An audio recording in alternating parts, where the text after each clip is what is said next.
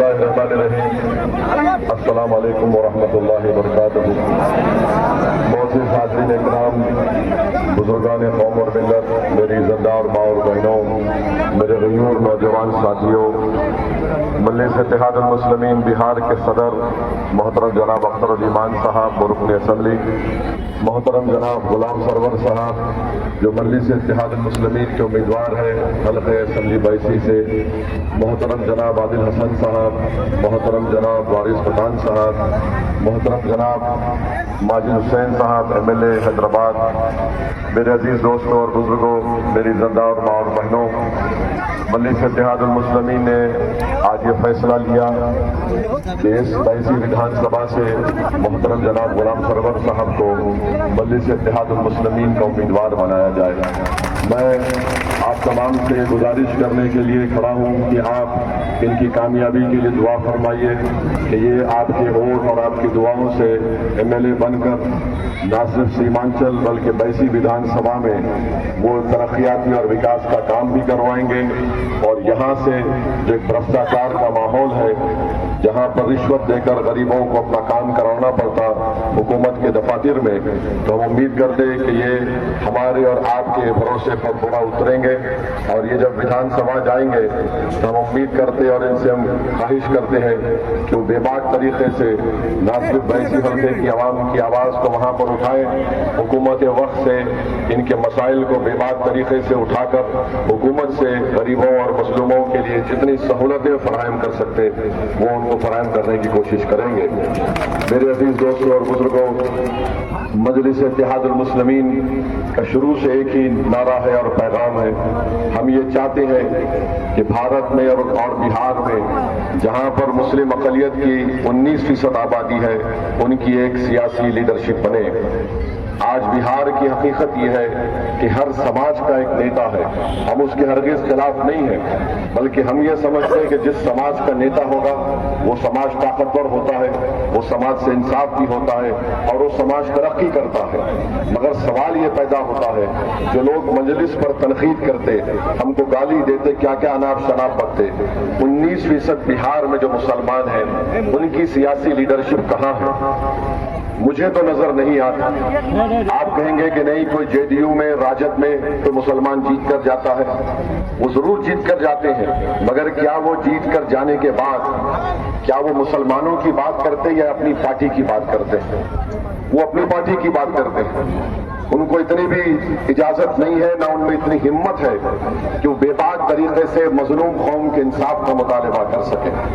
मैं हरगिज कभी भी किसी भी मजहब का खिलाफ नहीं रहा, ना कभी रहूंगा इंशाअल्लाह ताला, क्योंकि मुझे जो हमारे उलमाए कराम ने, हमारे बुजुर्गों ने समझाया कि सच्चा मुसलमान वही होता है जो दूसरे मजहब के मानने वालों से नफरत ना करे। हम मुख्तलिफ जरूर हैं, मगर इसका यह मतलब नहीं कि हम किसी से नफरत करें।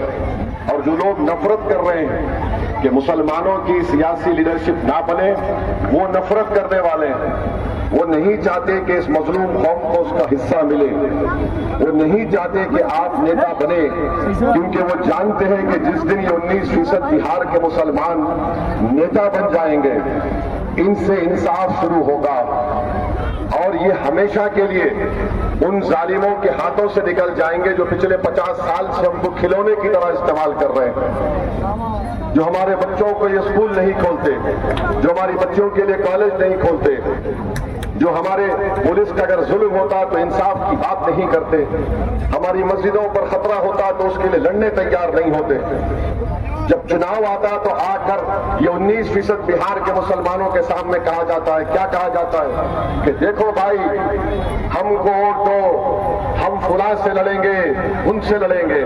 चुनाव हो जाता हम रोज मरते हैं, हम रोज मरते हैं। और मरने की वजह यह है कि हमारे पास एम्बुलेंस नहीं है, मरने की वजह यह है कि हमारे पास रोड नहीं है, मरने की वजह यह है कि जब सैलाब आता, जमीन कट जाती तो कोई राहत नहीं पहुंचाता, ना हुकूमत से जो पैसा मिलना चाहिए वो नहीं मिलता। मरते इसलिए है कि सीमांचल में एम्स नहीं खोला जाता।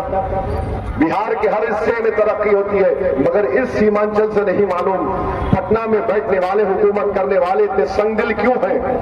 उनको ये क्यों नहीं लगता कि इस सरजमीन पर बसने वाले इंसान हैं, तुम्हारी तरह इंसान है, इनके भी ख्वाहिशात हैं, इनकी भी उम्मीदें हैं, इनके माँ बाप की ख्वाब है, इनके बुजुर्गों के ख्वाब है, मगर उसकी फिक्र नहीं है। जैसा इलेक्शन का मौसम आएगा सब खड़े हो जाएंगे। कोई बोलेगा काली ओवैसी वोट काटने आया है, कोई बीजेपी वाला बोलेगा कि सीमांचल में घुसपैठी बहुत ज्यादा है, और चुनाव इसी पर होता है, चुनाव खत्म हो जाता। मेरे भाई, हमारे मसले हैं, हमारी जिंदगी की जरूरियात हैं। हम खाली किसी को जिताने के लिए नहीं पैदा हुए। पिछले 50 साल से हम वोट किस बुनियाद पर दे रहे हैं? क्या हम वोट इस बुनियाद पर दे रहे हैं कि सीमांचल से इंसाफ होगा? क्या हम वोट इस बुनियाद पर दे रहे हैं कि सीमांचल में एम्स आएगा? क्या हम वोट इस बुनियाद पर दे रहे हैं कि पैसा में जब सैलाब आएगा तो हुकूमत मदद का काम और राहत का काम करेगी? यहां पर जमीन के कटाव होगा, जो गांव कट जाते हैं उनको उनका पैसा मिलेगा? क्या हम इस बुनियाद पर वोट दे रहे हैं कि यहां से भ्रष्टाचार का खात्मा होगा?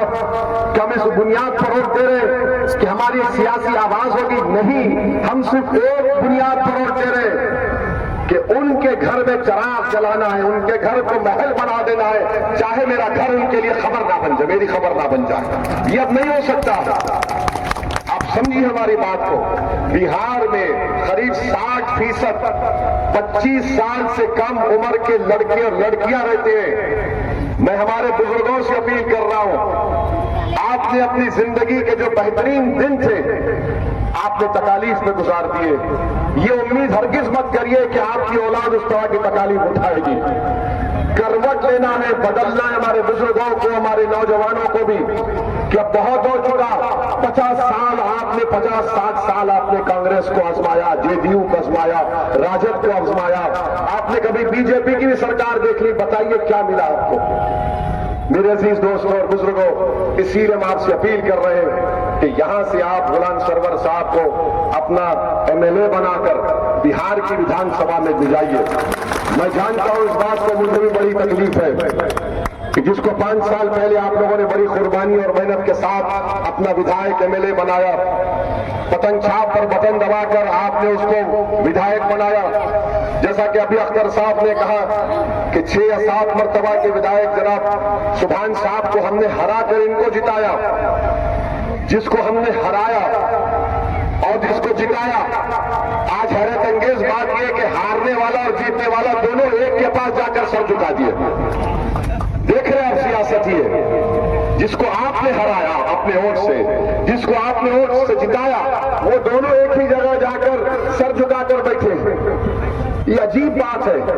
बताइए, ये आपके वोट की अहमियत, आपकी वफादारी, आपकी मोहब्बत को ये लोग चूर कर रहे हैं अपने जाती मफाद के लिए, और यहां के अवाम का इस्तेसाल कर रहे हैं। जो 6 मरतबा के विधायक थे उन्होंने बैसी के लिए कुछ नहीं किया, जो 2 मरतबा का विधायक बना वो नजर नहीं आता।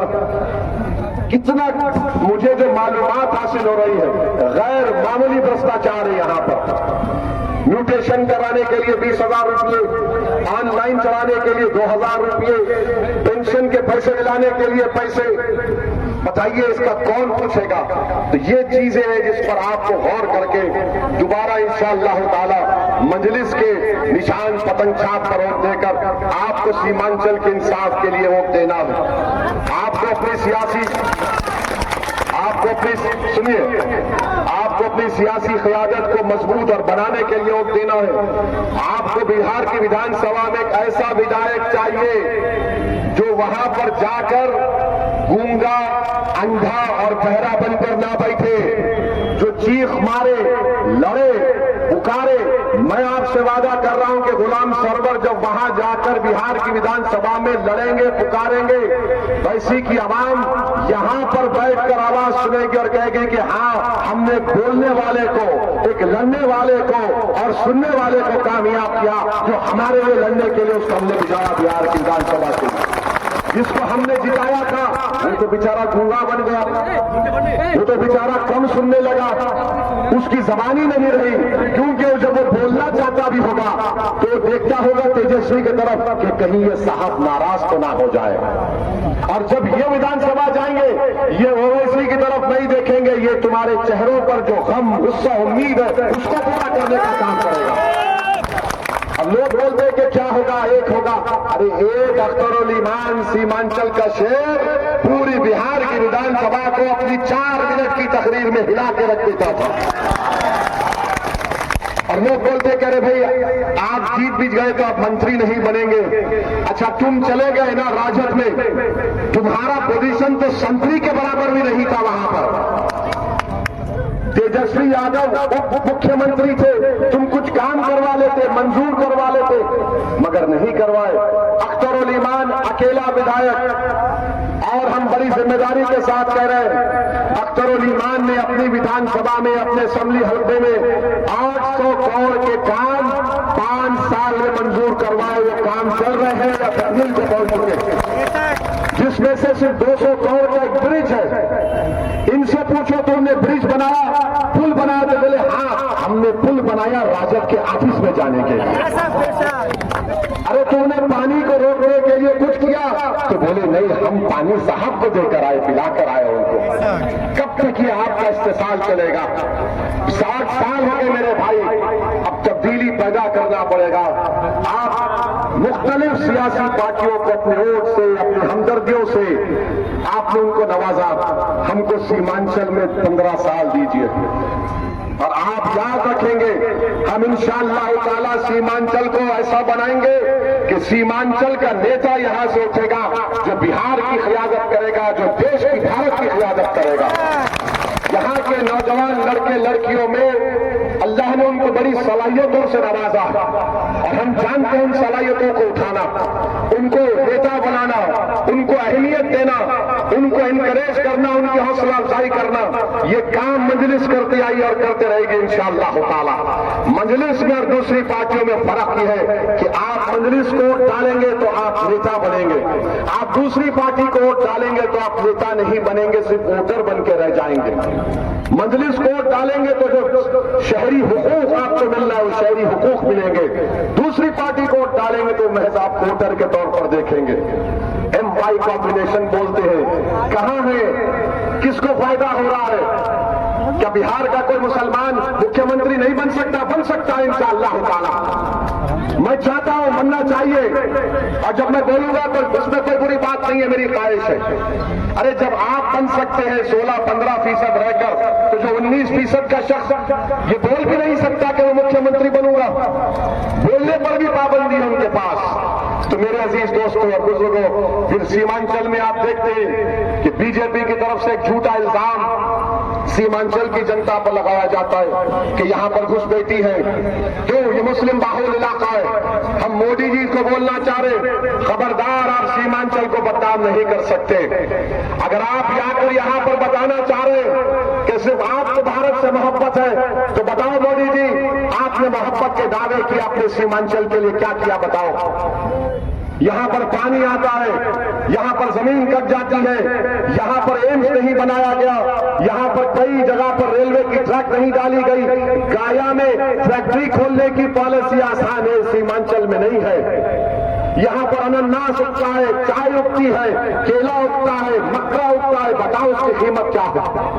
कुछ नहीं है। तो मेरे भाई, हम बीजेपी को बोलेंगे, अगर दोबारा मोदी अमित शाह आकर यहां पर बोलेंगे सीमांचल में बहुत आबादी बढ़ रही है, घुसपैठी है, तो हम मोदी अमित शाह को आईना दिखाकर बताएंगे 11 साल से तुम प्रधानमंत्री और तुम गृह मंत्री हो, अगर यहां पर बांग्लादेशी है तो तुमको रिजाइन करना चाहिए, तुम्हारी नाकामी हमारी नहीं है। हाँ, एक बांग्लादेशी जरूर है, एक बांग्लादेशी है जो हमारे मोदी जी की मुंह बोली बहन है। वो कहां बैठी है? बांग्लादेश की जनता ने उसको बोला भाग, तो भाई के पास आकर दिल्ली में पनाह ले रही है। मोदी जी उसको आप सीमांचल लाइए, हम आपको रास्ता बताएंगे बांग्लादेश का, उसको बोलेंगे जा बांग्लादेश जहां से तू आई थी, मगर मोदी जी वहां की बात नहीं करेंगे। बांग्लादेश में इनकलाब आ गया, 56 इंच को पता नहीं, नेपाल में इनकलाब आ गया, मोदी जी को पता नहीं। यहां से आप बॉर्डर देख सकते हैं बांग्लादेश का, वहां पर आपको नजर आएगा कि चाइना, चीन एक एयरपोर्ट बना रहा है प्लेन लैंड करने का, मगर मोदी जी चीन का नाम लेने से डरते हैं। चाय की तो बात करते हैं कि चाय में चीनी मत डालिए, मगर चीन का नाम लेने से घबराते हैं। चीन हमारे साथ में बार बार सीमांचल की बात करते हैं, मोदी उसकी बात नहीं करते कि लद्दाख में 2000 स्क्वायर किलोमीटर पर चीन अपनी फौज के साथ भारत की जमीन पे कब्जा करके बैठ गया, मगर मोदी चीन का नाम लेने से डरते हैं। और एक बात आपको हम बताना चाह रहे हैं कि नीतीश कुमार एक नई स्कीम लाए हैं कि महिला को 10,000 रुपये दिए जाएंगे। तेजस्वी कह रहे हैं कि हम 2,500 रुपये देंगे। अब आपको आसान तरीके से समझा रहे हैं। मिसाल के तौर पर अगर हम 100 रुपये का कर्जा लेते, कितना 100 रुपये का, तो 20 रुपये से हम अपना घर बनाते हैं और 80 रुपया से हम क्या करते हैं, जो पहला कर्जा लिए उसको अदा करते हैं। समझे आप? और बिहार को जो पैसा आता है टैक्स में वो करीब 50,000 करोड़ रुपये। कितना? 50,000। अब नीतीश कुमार जो स्कीम बनाए हैं उस स्कीम का जो खर्चा हम समझते हैं करीब 40,000 करोड़ होगा। बचेगा कितना? 10,000 करोड़। अब उसमें घर बनाना है, पुल बनाना है। अब तेजस्वी कह रहे हैं कि हम जो करेंगे उसमें 50,000 में 45,000 खर्च होंगे। तो होगा क्या? जब कोई प्रदेश कर्जा लेता है तो मुख्यमंत्री अदा नहीं करता, आप जब हम अदा करते हैं उसको, समझे? वो तो ले लेंगे। अब खर्चा बढ़ते जा रहा है। 2 साल पहले बिहार ने करीब 14 या 15,000 करोड़ रुपये खाली कर्जा अदा करने के लिए इंटरेस्ट दिए थे। तो ये घुमा फिरा कर सियासत कर रहे हैं। अरे अगर तुमको महिलाओं की मदद करना था तो तुम बोलते ये महिला को हम ये पैसे दे रहे हैं, जो महिला हामिला होगी और जो उसको बच्चा होने वाला है तो लो, ताकि वो महिला ताकतवर रहे और पेट में जो बच्चा रहे वो सेहतमंद पैदा हो। आप उसके लिए नहीं दे रहे। अच्छा, कौन गारंटी दे रहा है कि चुनाव के बाद वो पैसे मिलेंगे? महाराष्ट्र में आप गूगल में करके देखिए, हजरत गूगल को बोलिए, हे हजरत गूगल, महाराष्ट्र में वो औरतों को कितने पैसे मिल रहे हैं? तो बोलेगा अभी रोक लग गई है। पूछ लीजिए गूगल से आप। आजकल तो आवाज से बोल सकते ना गूगल को। यही तमाशा कर रहे हैं। अरे हम बोल रहे सीमांचल में एम्स खोलो तो बोले 2,500, कोई बोला तो 2,500 ले ले, कोई बोला 10,000 ले ले। अच्छा, उसके लिए भी रिश्वत देना पड़ेगा कम से कम 500 से 1,000 रुपए। इतना भ्रष्टाचार है। तो इसलिए आपको बताने के लिए कि हम गरीब खवातीन के लिए बहुत करना चाहिए, मगर ये तो बताओ कि पैसा कहां से आएगा? कोई झाड़ तो नहीं है। अगर पैसे का झाड़ हो तो सीमांचल में क्यों डेवलपमेंट नहीं हुआ? फिर सीमांचल में अस्पतालें क्यों नहीं बनती? सीमांचल में पुल क्यों नहीं बनते? सीमांचल में पटना हाईकोर्ट का बेंच क्यों नहीं बनता? सीमांचल में रेल की पटरियां क्यों नहीं बनती? कोचादामन में स्टेशन क्यों नहीं बनता? अमोर और बैसा में जमीन जब कट जाती है तो सरकार पैसे क्यों नहीं देती? चुनाव आ गया तो सब बात दिखा रहे हैं। चुनाव होने के बाद टाटा बाय बाय, आप कौन मैं कौन, जा हो गया काम। मगर आपको अपनी लीडरशिप को बनाना है और हम उम्मीद करते गुलाम सरवर साहब ने भी अवामी तौर पर इस बात का वादा किया है कि वे मजलिस इत्तेहादुल मुस्लिमीन को नहीं छोड़कर जाएंगे इंशाअल्लाह ताला। और हम उम्मीद करते कि अल्लाह इनको साबित कदम रखे, वो जनता के लिए लड़ते रहेंगे, वो अवाम की आवाज बनेंगे। वो अगर अल्लाह उनको आपके दुआओं से कामयाब करेगा तो हम तो चाहते ही है कि वो सीमांचल के सबसे बड़े नेता निकले। जिस तरह तस्लीम साहब ने नाम रोशन किया पूरे भारत में, हम उम्मीद करते कि गुलाम सरवर भी उन्हीं के नक्शे कदम पर चलकर एक बेहतरीन नेता बनेगा जो गरीबों के लिए काम करेगा और हर 24 घंटे आवाम के दरमियान में रहकर आवाम की धड़कन बनकर आवाम की नुमाइंदगी करेगा। हम आपसे अपील कर रहे हैं आखिर में कि जिसको आपने 5 साल पहले पतंग छाप के निशान पर बटन दबाकर कामयाब किया, आज दोबारा आपको पतंग छाप के निशान पर बटन दबाकर गुलाम सरवर को कामयाब करके गद्दार को एक बदतरीन शिकस्त आपको देना चाहिए। यही उम्मीद करते आपसे। बहुत बहुत शुक्रिया। अस्सलाम वालेकुम।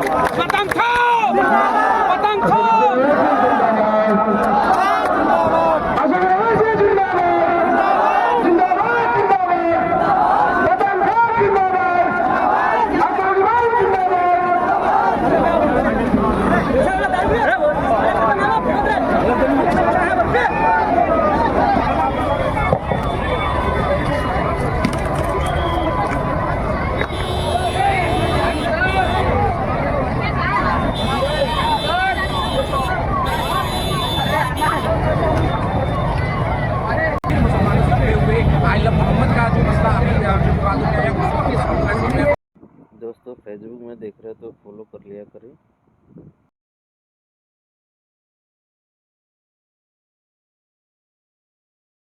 दोस्तों हमारे वीडियो को अच्छा लगा हो तो लाइक और सब्सक्राइब जरूर कर दीजिएगा